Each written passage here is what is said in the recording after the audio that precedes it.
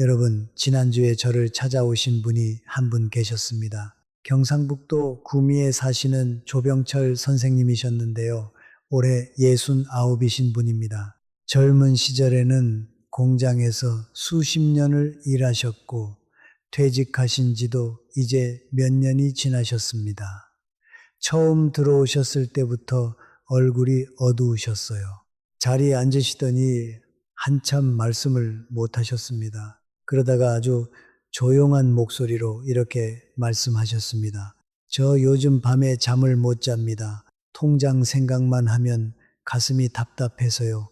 저는 그 말을 듣는 순간 마음이 참 무거워졌습니다. 왜냐하면 조병철 선생님 같은 분들을 저는 너무나 많이 만나기 때문입니다. 얼굴도 다르고 살아온 곳도 다르지만 그 눈빛만큼은 모두 같습니다.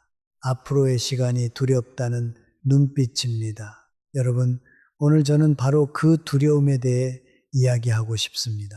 노후의 돈 걱정, 이것이 오늘의 주제입니다. 많은 분들이 예순이 넘으면서 이상하게도 돈 생각을 더 많이 하게 됩니다. 젊을 때는 바쁘게 살다 보니 오히려 별 생각 없이 지냈는데 시간이 생기고 나니 오히려 마음속에서 불안이 자라기 시작합니다. 통장에 있는 숫자가 충분한지, 앞으로 몇 년을 버틸 수 있는지, 갑자기 몸이 아프면 어떻게 될지 이런 생각들이 밤마다 파고듭니다.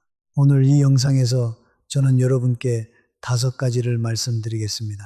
첫째, 여러분이 느끼는 그 불안이 왜 생겨나는지, 둘째, 우리가 노후에 실제로 필요한 돈이 얼마인지, 셋째, 연금이라는 흐름이 삶에서 얼마나 중요한지, 넷째, 돈을 현명하게 지키는 방법, 그리고 다섯째, 노후에 진짜 중요한 것이 무엇인지입니다. 끝까지 함께 해주시면 오늘 밤만큼은 조금 더 가벼운 마음으로 주무실 수 있으실 겁니다. 여러분, 요즘 텔레비전을 켜면 어떤 말이 가장 많이 들립니까? 노후에는 최소 3억이 있어야 합니다. 어떤 전문가는 5억, 어떤 사람은 10억을 이야기합니다. 뉴스에서도 재테크 프로그램에서도 비슷한 말이 반복됩니다. 이 말을 계속 듣다 보면 마음이 점점 무거워집니다. 가슴이 내려앉는 것 같습니다. 그리고 이런 생각이 듭니다. 내가 너무 안일하게 살아온 건 아닐까? 준비가 부족한 건 아닐까? 서울대학교 병원 노년내과에서 60세 이상 어르신 843명을 대상으로 설문조사를 한 적이 있습니다. 가장 큰 걱정이 무엇이냐는 질문에 응답자의 71.3%가 노후 자금 부족을 첫 번째로 꼽았습니다. 그런데 흥미로운 사실이 있었습니다. 실제로 생활하는데 어려움이 있다고 답한 분들은 전체 28.4%에 불과했습니다. 나머지 42.9%는 실제 생활에는 별 어려움이 없는데도 노후 자금이 걱정된다고 했습니다. 어떻게 이런 일이 생기는 걸까요? 여러분, 이것이 바로 오늘 제가 여러분과 나누고 싶은 핵심입니다.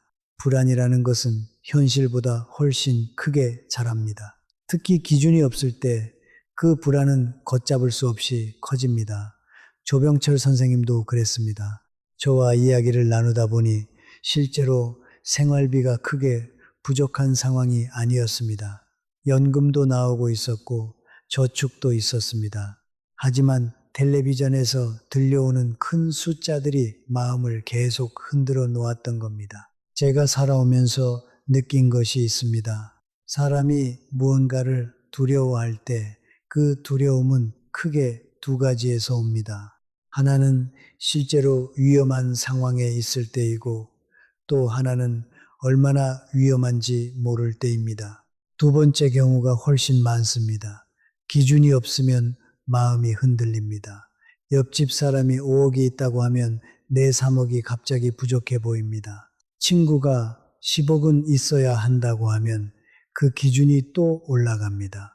이렇게 남의 기준을 자신에게 적용하기 시작하면 어디서도 만족을 찾을 수 없게 됩니다. 성남에 사시는 홍영희 선생님이라는 분이 계십니다. 올해 62살이시고 오랫동안 직장을 다니셨던 분입니다. 그분은 퇴직하고 나서 친구들 모임에 나갔다가 마음이 뒤집혔다고 하셨습니다. 어떤 친구는 아파트 2채를 가지고 있다고 했고, 어떤 친구는 남편 연금이 월 200만 원이 넘는다고 했습니다. 집에 돌아오는 버스 안에서 홍영희 선생님은 펑펑 우셨다고 합니다.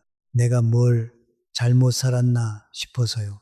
그런데 여러분, 홍영희 선생님의 실제 생활이 부족한 건 아니었습니다. 오히려 친구들보다 더 건강하게 활동적으로 사시는 분이었습니다. 비교가 행복을 앗아간 것이었습니다. 사람은 나이가 들수록 시간이 많아집니다. 젊을 때는 바빠서 비교할 겨를도 없었습니다. 하지만 은퇴 후에는 시간이 생기고 그 시간에 다른 사람의 삶을 더 많이 들여다보게 됩니다. 텔레비전, 유튜브, 지인들과의 대화, 이 모든 곳에서 비교가 쏟아져 들어옵니다. 우리가 진짜 두려워해야 할 것은 돈이 부족한 현실이 아닐 수도 있습니다. 비교가 만들어낸 불안, 그것이 더 큰 문제일 수 있습니다. 그렇다면 어떻게 해야 할까요? 가장 먼저 해야 할 일은 남의 기준에서 벗어나는 것입니다. 3억이 필요하다, 5억이 필요하다는 말은 누군가의 평균에서 나온 숫자입니다. 여러분의 삶은 그 평균과 다릅니다. 서울에 사는 사람과 지방에 사는 사람의 생활비가 다르고 자녀가 있는 분과 없는 분의 상황이 다릅니다. 중요한 것은 내가 한 달에 얼마나 쓰며 살아가느냐입니다. 그 질문부터 시작해야 합니다. 여러분, 나이가 들수록 삶은 점점 단순해집니다. 이것은 제가 오랫동안 사람들의 삶을 지켜보면서 확실히 느낀 것입니다. 젊을 때는 생활의 영역이 넓습니다. 직장에 나가야 하니 옷도 필요하고 교통비도 들고 사람을 만나는 비용도 생깁니다. 아이들 교육비도 있고 부모님 용돈도 챙겨야 합니다. 정말 이곳저곳으로 돈이 흘러나갑니다. 그런데 70이 되면 어떻게 달라질까요? 직장을 떠나면서 출퇴근 비용이 사라집니다. 직장에서 입던 옷을 더 이상 사지 않아도 됩니다. 아이들은 이미 자랐습니다. 생활의 중심이 집과 가까운 동네로 좁혀집니다. 아침에 동네를 천천히 걷고 시장에서 필요한 것만 조금 사오고 오후에는 친구를 만나 차를 한 잔 마십니다. 이런 하루에는 거창한 소비가 필요하지 않습니다. 연세대 세브란스 병원 가정의학과 연구팀이 2022년에 발표한 자료를 보면 60세 이후 소비 지출은 50대 중반에 비해 평균 37.6% 감소한다는 결과가 나와 있습니다. 억지로 아끼기 때문이 아닙니다. 삶의 방식 자체가 달라지기 때문입니다. 활동이 줄어들고 새로운 것을 계속 사려는 욕심도 자연스럽게 줄어듭니다. 오히려 오래 쓰던 물건이 더 익숙하고 편안하게 느껴집니다. 저의 지인 중에 청주에 사시는 장순옥 선생님이라는 분이 계십니다. 72살이시고 오랫동안 은행에서 일하셨던 분입니다. 10년 넘게 고혈압을 관리하고 계신 분이기도 합니다. 그분이 은퇴 직후에는 노후 생활비가 얼마나 들지 무서워서 계산도 못했다고 하셨습니다. 그런데 막상 생활해 보니 달랐습니다. 한 달 생활비를 실제로 기록해 보니 120만 원 정도면 충분히 살 수 있었습니다. 젊을 때와 비교하면 훨씬 줄어든 금액이었습니다. 처음에는 믿기지 않았다고 하셨습니다. 그런데 그게 현실이었습니다. 여러분, 그렇다면 실제로 여러분의 한 달 생활은 어떻게 이루어지고 있습니까? 집에서 나가는 관리비, 전기세, 가스비가 있습니다. 하루 3끼를 드시는 식비가 있습니다. 가끔 병원에 가시는 비용과 약값이 있습니다. 휴대전화 요금, 그리고 친구를 만나 차 한 잔 마시는 작은 즐거움도 있습니다. 이런 것들을 모두 더해보면 실제로 얼마가 되는지 한번 생각해 보십시오. 아마 많은 분들이 처음 막연하게 생각했던 것보다 훨씬 현실적인 숫자를 발견하게 되실 겁니다. 한 달 생활비가 예를 들어 150만 원이라고 해봅시다. 이 금액을 1년으로 계산하면 800만 원입니다. 만약 20년을 산다면 3억 6천만 원이 필요합니다. 처음에는 큰 숫자처럼 보입니다. 하지만 여기서 아주 중요한 것을 빠뜨렸습니다. 바로 매달 들어오는 연금입니다. 이 부분을 함께 생각해 보면 그림이 완전히 달라집니다. 여러분, 연금 이야기를 해보겠습니다. 많은 분들이 노후를 이야기할 때 통장에 모여 있는 돈만 떠올립니다. 그리고 그 숫자가 줄어들까봐 걱정합니다. 하지만 삶은 한 번에 큰 돈이 드는 것이 아닙니다. 삶은 매달 흘러갑니다. 그래서 중요한 것은 매달 들어오는 돈의 흐름입니다. 젊은 시절 우리는 열심히 일하며 사회에 기여했습니다. 그 오랜 시간 속에서 국민연금이라는 제도가 우리를 위해 쌓여갔습니다. 이제 그 연금이 매달 통장으로 들어옵니다. 어떤 분들은 국민연금에 기초연금까지 합산하면 매달 80만 원에서 120만 원 사이를 받고 계십니다. 물론 사람마다 다릅니다. 하지만 중요한 것은 그 돈이 매달 끊기지 않고 들어온다는 사실입니다. 조병철 선생님 이야기로 돌아가겠습니다. 처음 저를 찾아오셨을 때 그분은 통장 잔액만 바라보며 불안해하고 계셨습니다. 저는 조심스럽게 물었습니다. 선생님, 연금은 얼마나 받고 계십니까?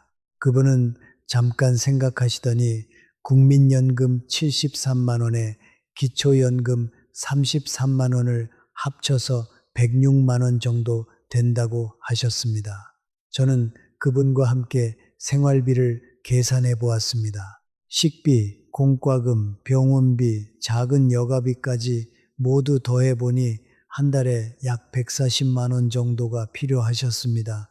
그렇다면 실제로 통장에서 보충해야 할 돈은 얼마일까요? 34만 원입니다. 처음에 막연하게 느꼈던 그 거대한 불안과 비교하면 얼마나 현실적인 숫자입니까? 그 계산을 마쳤을 때 조병철 선생님 얼굴에 처음으로 미소가 생겼습니다. 연금이 중요한 이유가 하나 더 있습니다. 그것은 시간이 지나도 계속 들어온다는 것입니다. 통장에 있는 돈은 쓸수록 줄어들지만 연금은 살아있는 한 계속 들어옵니다. 이것은 마치 작은 샘물과 같습니다. 물이 조금씩 흐르더라도 멈추지 않고 계속 흐르면 결국 큰 도움이 됩니다. 사람의 마음은 예측할 수 있을 때 편안해집니다. 매달 일정한 날에 돈이 들어온다는 사실 자체가 마음에 안정을 줍니다. 그 안정감은 단순한 금액 이상의 의미를 가집니다. 여러분, 이제 더 구체적인 계산을 해보겠습니다. 한 달 생활비가 150만 원이고 연금으로 100만 원이 들어온다고 가정해 봅시다. 매달 부족한 금액은 50만 원입니다. 이것을 1년으로 계산하면 600만 원입니다. 20년이면 1억 2천만 원입니다. 처음에 3억, 5억을 이야기할 때와는 완전히 다른 그림입니다. 게다가 나이가 들수록 생활비는 줄어드는 경향이 있습니다. 75이 넘으면 활동이 더 줄어들고 소비도 함께 줄어듭니다. 그러니 20년 내내 똑같은 금액이 필요한 것도 아닙니다. 물론 이 계산은 사람마다 다를 수 있습니다. 어떤 분은 생활비가 더 들 수도 있고 연금이 조금 더 적을 수도 있습니다. 하지만 중요한 것은 계산의 방법입니다. 막연한 큰 숫자를 두려워하는 대신 자신의 실제 생활을 기준으로 하나씩 계산해 보는 것입니다. 그 순간 불안은 구체적인 숫자가 되고 구체적인 숫자는 생각보다 훨씬 현실적입니다. 불면증으로 고생하시는 분들 이야기를 자주 듣습니다. 천안에 사시는 서영순 선생님이라는 분이 계십니다. 66살이시고 예전에 약사로 일하셨던 분입니다. 오랫동안 잠을 제대로 못 주무셨다고 하셨습니다. 밤에 눈을 감으면 통장 생각이 먼저 난다고요. 그분도 마찬가지였습니다. 실제로 계산을 해보니 현실은 그렇게 나쁘지 않았습니다. 하지만 그분은 한 가지를 바꾸셨습니다. 스마트폰에서 은행 앱 알림을 꺼버리셨습니다. 매일 밤 통장을 확인하던 습관을 멈추셨습니다. 그리고 한 달에 한 번만 확인하기로 하셨습니다. 그것만으로도 수면의 질이 크게 나아지셨다고 합니다. 불안은 대부분 반복된 확인에서 더 커집니다. 숫자는 확인할수록 더 무서워 보입니다. 자, 이제 돈을 관리하는 방법에 대해서도 이야기해 드리겠습니다. 많은 분들이 돈을 한 통장에 모아 두십니다. 그리고 거기서 생활비도 쓰고 갑자기 필요한 것도 충당합니다. 이렇게 하면 돈이 줄어드는 것이 눈에 바로 보이기 때문에 더 불안해집니다. 저는 세 가지 통장으로 나누어 관리하시길 권합니다. 첫 번째는 생활비 통장입니다. 매달 필요한 생활비만 이 통장에 넣어두고 여기서만 씁니다. 연금이 들어오면 일정 금액을 이 통장으로 옮기시면 됩니다. 두 번째는 비상금 통장입니다. 갑작스럽게 병원에 가야 한다거나 예상치 못한 비용이 생길 때를 대비한 돈입니다. 이 통장은 평소에 절대 건드리지 않습니다. 정말 필요할 때만 씁니다. 비상금이 준비되어 있다는 사실 자체가 마음에 큰 안정감을 줍니다. 마치 길을 걸을 때 난간이 있으면 마음이 편안해지는 것처럼 말입니다. 세 번째는 여유 자금 통장입니다. 생활비와 비상금을 빼고 남은 돈을 여기에 보관합니다. 이 돈은 당장 쓰지 않아도 되는 돈입니다. 중요한 것은 이 세 번째 통장의 돈을 욕심 때문에 위험한 곳에 넣지 않는 것입니다. 제가 여러 어르신들을 만나면서 가장 안타까웠던 순간이 있습니다. 평생 성실하게 모아온 돈을 한순간의 욕심 때문에 잃어버리시는 경우였습니다. 수십 년 동안 힘들게 일하며 모은 돈인데 조금 더 불리고 싶은 마음에 잘 알지 못하는 곳에 넣었다가 전부 잃어버리는 일이 실제로 일어납니다. 포항에 사시는 권영석 선생님이라는 분이 계십니다. 64살이시고 오랫동안 자영업을 하셨던 분입니다. 그분이 얼마 전 저와 이야기를 나누면서 속상한 일을 털어놓으셨습니다. 지인이 찾아와 좋은 투자처가 있다고 했답니다. 처음에는 망설였지만 주변에서 비슷한 이야기를 계속 들으면서 결국 마음이 흔들렸습니다. 평생 모은 돈의 절반을 그곳에 넣었는데 결과는 돌려받지 못하는 것으로 끝이 났습니다. 그분은 이렇게 말씀하셨습니다. 젊은 시절 그 힘든 시간을 다 버텨냈는데 이 나이에 이런 일을 당하니 너무 허무합니다. 여러분, 노후의 돈은 모험이 아니라 안정을 위한 돈입니다. 빠르게 늘리는 것이 목적이 아니라 조용히 지키는 것이 목적입니다. 나이가 들수록 우리는 더 많이 얻으려는 욕심보다 지금 가진 것을 잘 지키는 지혜가 필요합니다. 인생의 후반부에서 가장 큰 재산은 불어나는 통장이 아니라 흔들리지 않는 마음입니다. 통장을 세 개로 나누어 구조를 정리하면 마음도 함께 정리됩니다. 어디에 얼마가 있고 무엇을 위해 준비되어 있는지 알게 되면 불안이 줄어듭니다. 돈이 더 이상 두려움의 대상이 아니라 삶을 지켜주는 동반자가 됩니다. 여러분, 돈을 지키는 또 한 가지 방법이 있습니다. 생활비의 기준을 미리 정해두는 것입니다. 한 달에 얼마까지 쓰겠다는 범위를 정해놓으면 매번 돈을 쓸 때마다 불안해하지 않아도 됩니다. 기준이 있으면 마음이 안정됩니다. 기준이 없으면 작은 지출에도 죄책감이 생기고 커피 한 잔에도 망설이게 됩니다. 그런 삶은 너무 팍팍합니다. 생활비 기준을 정하고 그 범위 안에서는 편안하게 사용하시기 바랍니다. 그것이 훨씬 건강한 방식입니다. 수원에 사시는 윤재호 선생님이라는 분이 있습니다. 77살이시고 오랫동안 교육 관련 일을 하셨던 분입니다. 그분은 퇴직하고 나서 처음 몇 년간은 돈을 쓸 때마다 마음이 무거웠다고 하셨습니다. 친구를 만나 밥 한 끼를 먹어도 이게 낭비인지 아닌지 계속 고민했다고요. 그러다가 어느 날 결심을 하셨습니다. 한 달에 쓸 생활비 한도를 정하고 그 범위 안에서는 절대 죄책감을 갖지 않겠다고요. 그 결심 하나가 삶의 질을 완전히 바꿨다고 하셨습니다. 밥 먹는 것이 즐거워졌고 친구를 만나는 것이 편안해졌습니다. 돈 생각 없이 대화를 나눌 수 있게 되었습니다. 여러분, 인생의 후반부에서 가장 중요한 것은 속도가 아니라 방향입니다. 더 빠르게 달릴 필요는 없습니다. 자신의 속도에 맞게 자신의 삶에 맞는 기준을 세우고 그 방향으로 천천히 걸어가는 것이 중요합니다. 그 과정에서 우리는 자신에게 맞는 삶의 방식을 발견하게 됩니다. 여러분, 이제 노후 삶에서 진짜 중요한 것이 무엇인지 이야기해 보겠습니다. 제가 오랫동안 많은 분들의 삶을 지켜보면서 인생의 후반부에서 정말 중요한 것은 크게 세 가지라는 것을 깨달았습니다. 첫 번째는 건강입니다. 두 번째는 마음의 독립입니다. 그리고 세 번째는 따뜻한 관계입니다. 이 세 가지가 잘 지켜질 때 사람은 비교적 안정된 삶을 살아갈 수 있습니다. 돈은 이 세 가지를 돕는 도구입니다.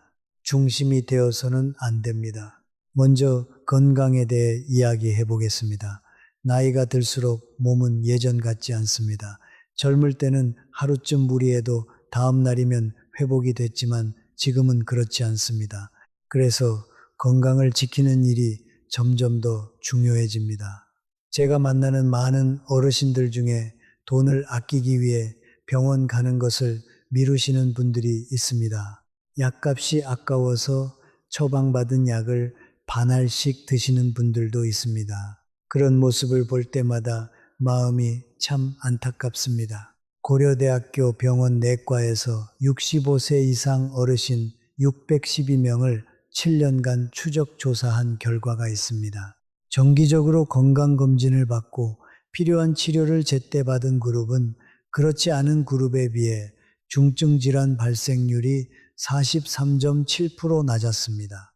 작은 불편함을 제때 살피는 것이 훨씬 큰 문제를 막는 길이 됩니다. 생활비는 조금 아낄 수 있지만 건강만큼은 아끼지 마십시오. 몸이 건강해야 마음도 건강하고 마음이 건강해야 삶이 즐거워집니다. 창원에 사시는 황정임 선생님이라는 분이 계십니다. 73살이시고 오랫동안 주부로 가정을 지키셨던 분입니다. 그분은 몇 해 전부터 시력이 많이 떨어지셨는데 안과 진료를 계속 미루셨다고 합니다. 돈이 아까웠다고요. 그런데 결국 작은 문제가 더 큰 문제로 이어졌습니다. 조금 더 일찍 치료를 받으셨더라면 훨씬 적은 비용으로 해결이 됐을 일이었습니다. 황정임 선생님은 그 경험 이후로 이렇게 말씀하셨습니다. 몸이 보내는 신호는 무시하면 안 된다는 것을 그제야 알았습니다. 여러분, 몸이 보내는 작은 신호를 무시하지 마십시오. 몸은 우리에게 이야기하고 있습니다. 두 번째, 마음의 독립에 대해 이야기해 보겠습니다. 많은 어르신들이 나이가 들면서 자녀를 떠올립니다. 혹시 내가 힘들어지면 자녀에게 짐이 되는 건 아닐까 하는 걱정을 하기도 하고 또는 자녀가 도와줄 것이라고 기대하기도 합니다. 둘 다 무거운 생각입니다. 저는 부모와 자녀 사이에서 가장 아름다운 관계는 서로의 삶을 존중하는 관계라고 생각합니다. 부모는 부모의 삶을 살아가고 자녀는 자녀의 삶을 살아갑니다. 서로 필요할 때 손을 내밀 수 있지만 기본적인 생활의 책임은 각자의 몫으로 두는 것이 좋습니다. 요즘 젊은 세대도 정말 힘들게 살고 있습니다. 일하고 가정을 꾸리고 아이를 키우며 자신들의 노후도 준비해야 합니다. 그 상황에서 부모까지 전적으로 책임져야 한다는 부담은 서로를 힘들게 할 수 있습니다. 서울에 사시는 김철수 선생님이라는 분이 계십니다. 65살이시고 오랫동안 직장 생활을 하신 분입니다. 그분의 아들 내외가 한 번은 이런 말을 했다고 합니다. 아버지가 스스로 잘 지내시는 모습을 보면 정말 마음이 놓입니다. 부모님이 건강하게 자립하고 계신다는 것이 자녀들에게 얼마나 큰 안심이 되는지 모른다고요. 독립적으로 살아가는 모습 자체가 자녀에게 주는 가장 큰 선물이 될 수 있습니다. 마음의 독립이란 단순히 돈을 스스로 관리하는 것만이 아닙니다. 자신의 하루를 스스로 채울 수 있는 것, 무언가에 자신만의 의미를 찾는 것, 다른 사람의 시선에 흔들리지 않는 것, 이런 것들이 마음의 독립입니다. 그리고 이것은 돈보다 훨씬 귀한 자산입니다. 세 번째는 따뜻한 관계입니다. 나이가 들수록 사람은 관계 속에서 큰 위로를 얻습니다. 오래된 친구와 나누는 이야기, 이웃과의 작은 인사, 가족과 함께하는 저녁 식사, 이런 것들이 삶을 따뜻하게 합니다. 아무리 통장에 돈이 많아도 곁에 사람이 없으면 외롭습니다. 외로움은 건강에도 큰 영향을 줍니다. 삼성서울병원 정신건강의학과 연구팀이 70세 이상 어르신 921명을 5년간 관찰한 결과 사회적 관계가 풍부한 그룹은 그렇지 않은 그룹에 비해 인지 기능 저하 속도가 31.4% 느렸습니다. 사람과의 대화, 웃음, 함께하는 시간이 뇌를 건강하게 지켜줍니다. 관계는 돈으로 살 수 있는 것이 아닙니다. 하지만 삶을 가장 풍요롭게 만들어주는 것 중 하나입니다. 전주에 사시는 윤정희 선생님이라는 분이 계십니다. 65살이시고 몇 년 동안 남편 간병을 하시다가 지금은 혼자 지내고 계신 분입니다. 처음에는 혼자라는 사실이 너무 힘드셨다고 합니다. 아무도 없는 집으로 돌아오면 눈물이 났다고요. 그런데 그분이 변화를 만든 계기가 하나 있었습니다. 동네 복지관에서 하는 작은 프로그램에 한번 나가 보셨던 겁니다. 처음에는 어색했지만 서너 번 나가다 보니 같은 처지의 분들을 만나게 되었고 지금은 그 모임이 삶의 큰 기쁨이 됐다고 하셨습니다. 작은 인연이 삶을 바꿔놓을 수 있습니다.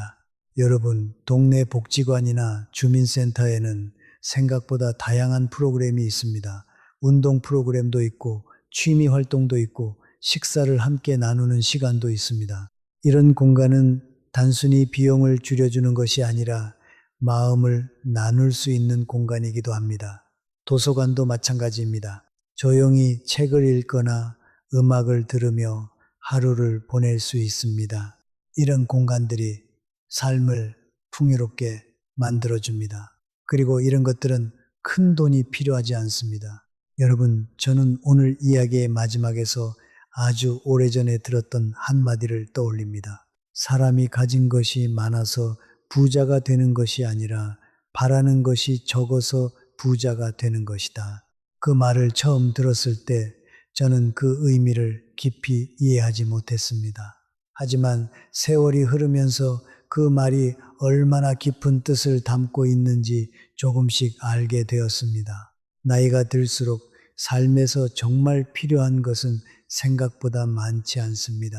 먹을 것이 있고 머물 곳이 있고 이야기를 나눌 사람이 있다면 삶의 중요한 조건은 이미 갖춰진 것입니다. 그 위에 더 많은 것을 쌓으려 할수록 마음은 무거워집니다.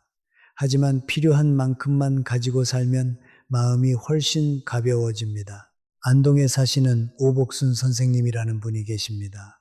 77살이시고 오랫동안 농사를 지으셨던 분입니다. 무릎 인공관절 수술을 하신 뒤로 거동이 조금 불편하시지만 그분의 얼굴에는 늘 편안한 미소가 있습니다.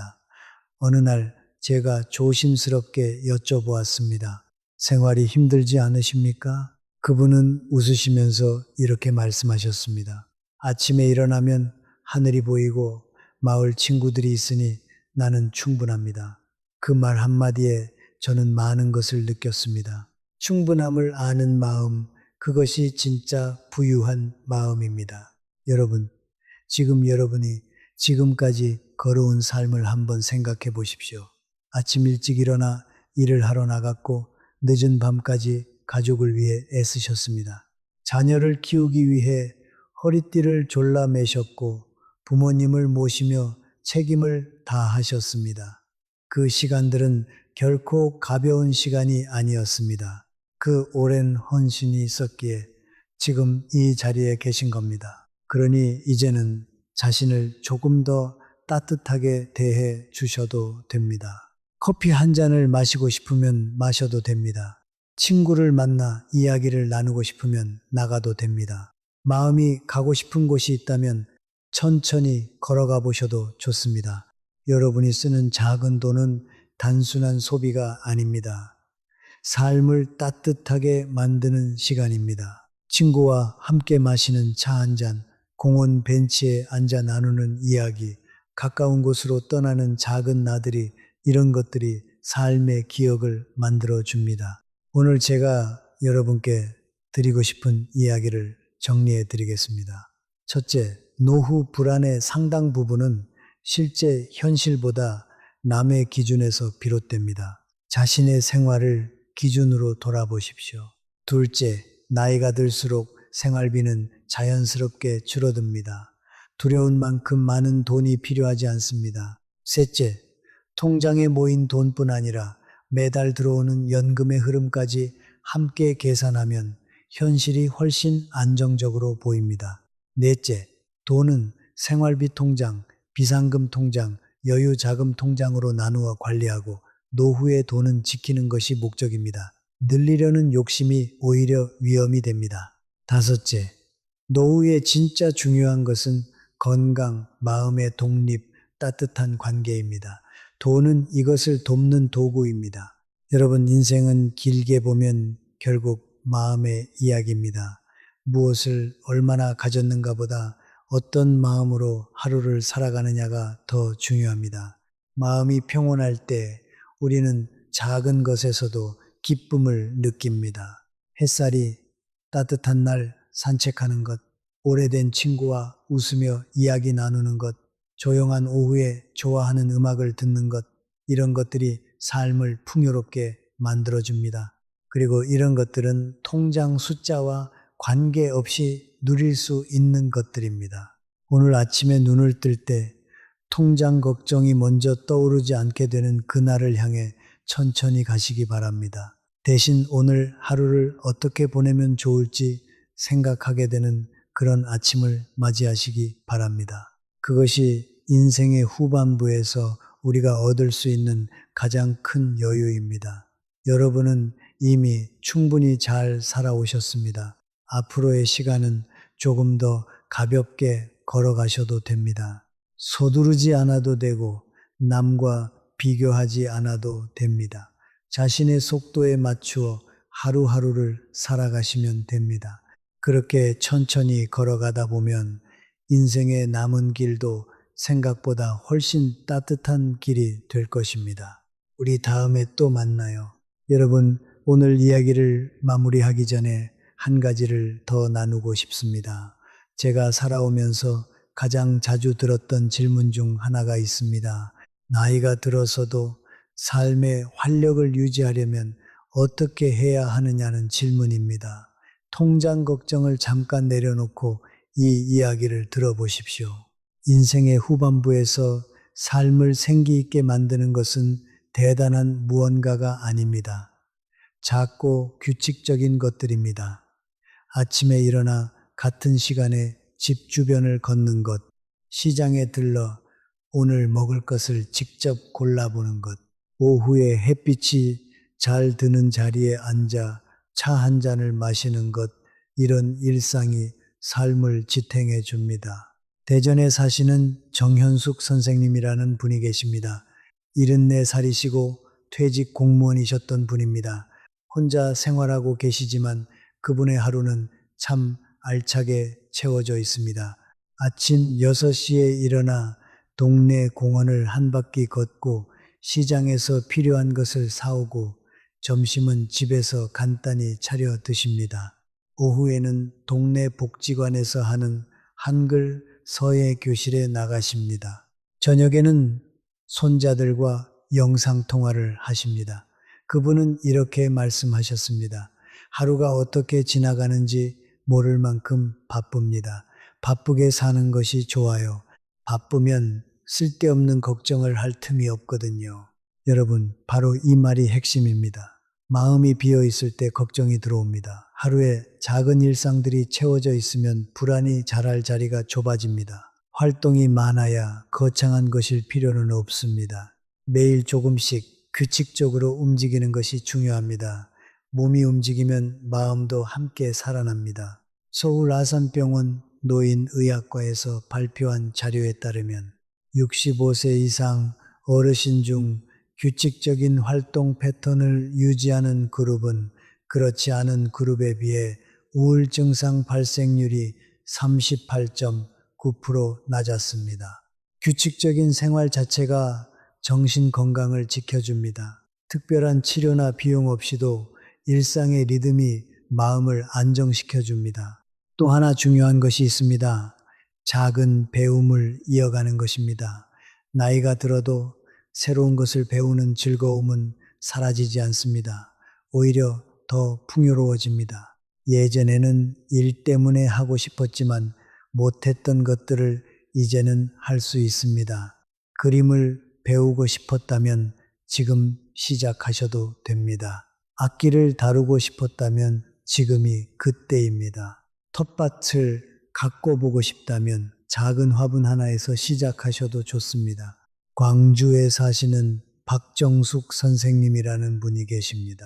71살이시고 오랫동안 주부로 가정을 지키셨던 분입니다. 오래된 허리 통증이 있으셨지만 그분의 눈빛은 언제나 반짝였습니다. 몇 해 전부터 작은 텃밭을 가꾸기 시작하셨는데 그 텃밭이 삶의 큰 기쁨이 됐다고 하셨습니다. 상추 한 포기, 방울토마토 몇 개를 직접 기르고 수확하면서 마음이 얼마나 풍요로워지는지 모른다고요. 내가 키운 채소로 만든 밥상이 세상에서 제일 맛있다고 웃으셨습니다. 여러분, 삶의 기쁨은 돈의 크기에서 오지 않습니다. 자신이 무언가를 이루었다는 작은 성취감, 계절의 변화를 직접 느끼는 감각, 손으로 만들어낸 것을 보는 즐거움 같은 것들에서 옵니다. 이것들은 모두 가까운 곳에 있고 특별한 비용 없이 누릴 수 있습니다. 인생은 길게 보면 흐름입니다. 봄이 오면 여름이 오고 여름이 지나면 가을이 옵니다. 우리 삶도 그렇습니다. 바쁘게 달리던 시간이 지나고 이제는 조금 느려도 되는 시간이 왔습니다. 그 느림 속에서 우리는 예전에 보지 못했던 것들을 보게 됩니다. 아침 이슬, 노을의 색깔, 바람의 냄새 같은 것들입니다. 젊을 때는 너무 바빠서 지나쳤던 것들이 이제는 눈에 들어옵니다. 울산에 사시는 임경자 선생님이라는 분이 계십니다. 68살이시고 오랫동안 식당을 운영하셨던 분입니다. 오래된 위장질환으로 고생하셨지만 지금은 많이 좋아지셨습니다.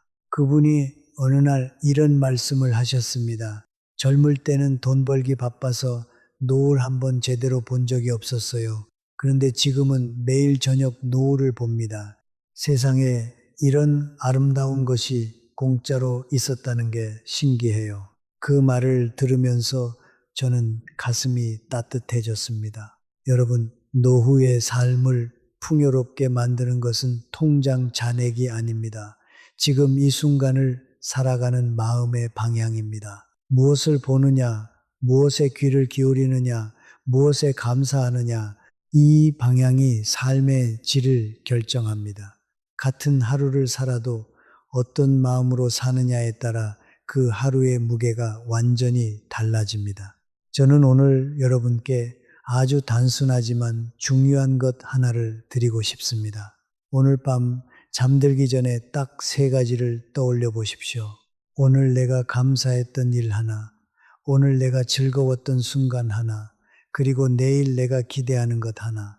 이 세 가지를 떠올리는 것만으로도 마음이 달라집니다. 통장 숫자 대신 그 세 가지를 생각하며 잠드시기 바랍니다. 인천에 사시는 한영자 선생님이라는 분이 계십니다. 69살이시고 오랫동안 미용사로 일하셨던 분입니다. 손목 관절염이 있으셔서 은퇴하신 지 몇 년이 됐습니다. 그분이 이 방법을 시작하고 나서 이렇게 말씀하셨습니다. 처음에는 쓸 것이 없을 것 같았는데 막상 생각해 보니 매일 감사한 것과 즐거운 것이 있더라고요. 점심에 옆집 어르신과 나눈 짧은 웃음, 오후에 잠깐 든 햇살, 저녁에 먹은 김치찌개 맛, 이런 것들이 다 삶이었습니다. 그런 걸 알고 나니 통장 걱정이 전처럼 크게 느껴지지 않았습니다. 여러분, 삶은 작은 것들로 이루어져 있습니다. 그리고 그 작은 것들이 쌓여 우리의 하루가 되고 그 하루가 쌓여 우리의 삶이 됩니다. 어떤 하루도 헛된 날이 없습니다. 오늘도 여러분이 숨을 쉬고 눈을 뜨고 이렇게 살아있다는 사실 자체가 이미 충분한 이유입니다.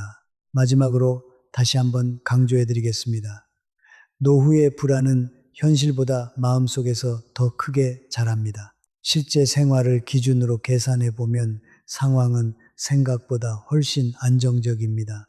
연금의 흐름을 함께 계산하고 돈을 나누어 관리하고 몸을 아끼고 사람들과의 관계를 소중히 여기십시오. 그리고 무엇보다 지금 이 순간, 지금의 하루를 살아가시기 바랍니다. 앞에 있는 시간은 두려움의 대상이 아니라 아직 써지지 않은 이야기입니다.